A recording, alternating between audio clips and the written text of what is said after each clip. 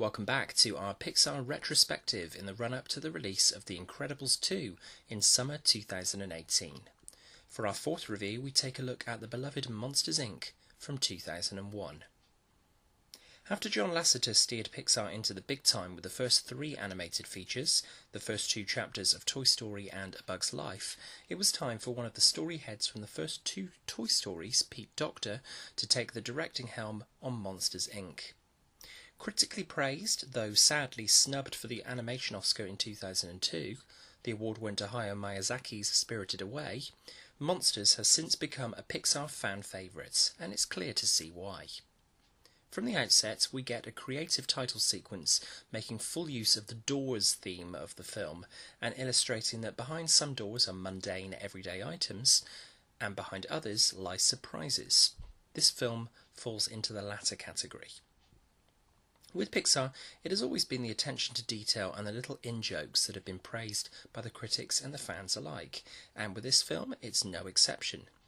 We are quickly introduced to the city of Monstropolis, populated entirely by monsters who have their own grocery, spelt with two S's, and a stalk don't stalk crossing, as well as a corporation that powers the city through the collection of child screams in simulations. It's an ingenious idea that only the creative minds at Pixar could conceive. If you're looking carefully, you can also see that one of the toys in Boo's bedroom is a Nemo clownfish, foreshadowing the next Pixar feature in the pipeline. Mike and Sully, voiced to perfection by John Goodman and Billy Crystal respectively, are our central characters, buddies who live together, work together, and rely on each other. The animation for both these characters is stellar. With Sully in particular, you can see every hair on his body. Billy Crystal brings the laughs as Mike Wazowski, contender for most lovable Pixar character.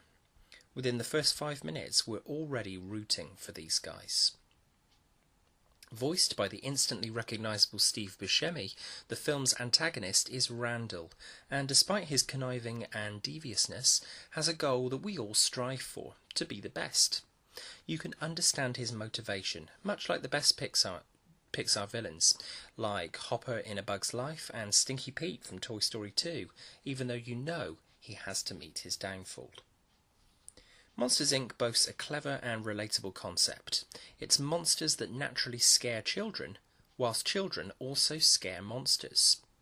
It's Sully's curiosity, once all the workers have finished for the day, in seeing an open door in the simulation, to enter it, only to unwittingly bring out a child with him which, if discovered, could destroy the company and Monstropolis as a whole. As with the previous entries in the Pixar canon, it's Randy Newman who once again provides a brilliant score, punctuating the film's exciting action, whilst also pulling at our heartstrings with cues like the theme for Boo. Monsters, Inc. is a fast-paced, enjoyably inventive Pixar outing, which demonstrates director Docter's flair for colour and design.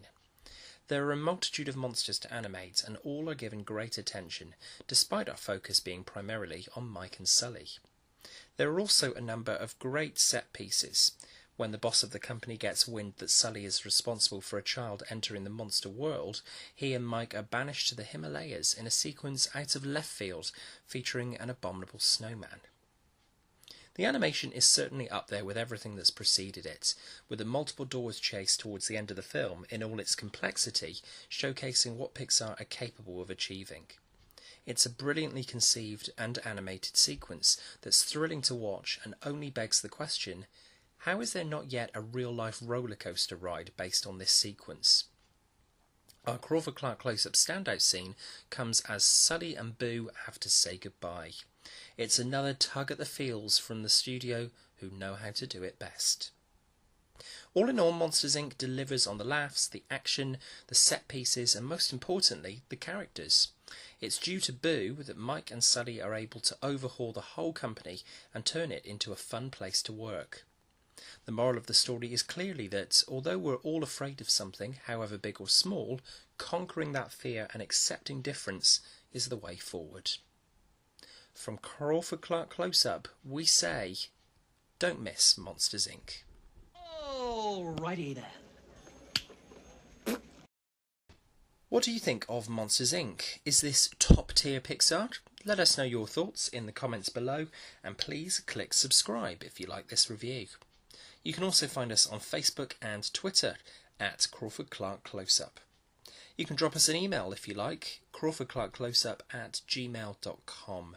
We're always looking for ideas for upcoming reviews, so keep your ideas coming in. Up next, we continue our Pixar Odyssey with an underwater treat, 2003's Finding Nemo. Until then, thanks for watching, and that's a wrap.